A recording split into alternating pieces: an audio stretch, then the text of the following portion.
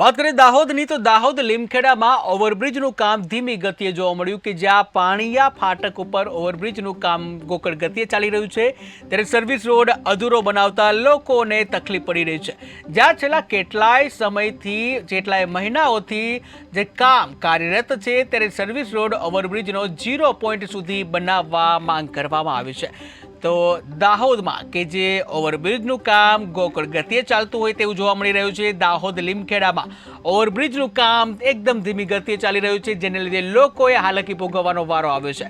ત્યારે પાણીયા ફાટક ઉપર ઓવરબ્રિજનું કામ ચાલી રહ્યું છે પરંતુ આ કામકાજ એકદમ ધીમી ગતિએ ચાલી રહ્યું છે જ્યાં સર્વિસ રોડ પણ અધૂરો બનાવતા લોકોમાં મુશ્કેલી પડી રહી છે, હાલાકી પડી રહી છે લોકોને ત્યાંથી નીકળવામાં। ટીવી સ્ક્રીનના દ્રશ્યો તમે જોઈ રહ્યા છો કે જ્યાં સર્વિસ રોડ અધૂરો હોવાથી ત્યાંથી નીકળવા માટે લોકોને હાલાકી ભોગવવી પડે છે।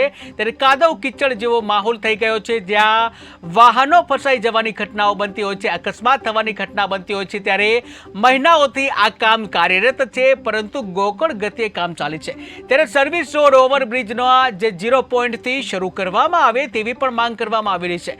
ત્યારે સર્વિસ રોડ અધૂરો છે। ટીવી સ્ક્રીનના દ્રશ્યો તમે જોઈ રહ્યા છો જ્યાં બ્રિજનું કામ ગોકળ ગતિએ છે ત્યારે સર્વિસ રોડ અધૂરો છે અને જેને લીધે ત્યાંથી પસાર થતા વાહન ચાલકો છે આ વાહન ચાલકોને ભારે મુશ્કેલી વેઠવાનો વારો આવી રહ્યો છે કારણ કે રસ્તા પર કાદવ કીચડ થઈ ગયેલો છે જ્યાંથી એક બાઇક ચાલક તમે જોઈ રહ્યા છો કેટલી મુશ્કેલીથી ત્યાંથી પસાર થતો જોવા મળી રહ્યો છે કે જ્યાં કાદવ કીચડ જેવા દ્રશ્યો છે ત્યારે ત્યાંથી પસાર થવું એકદમ મુશ્કેલ બની ગયું છે।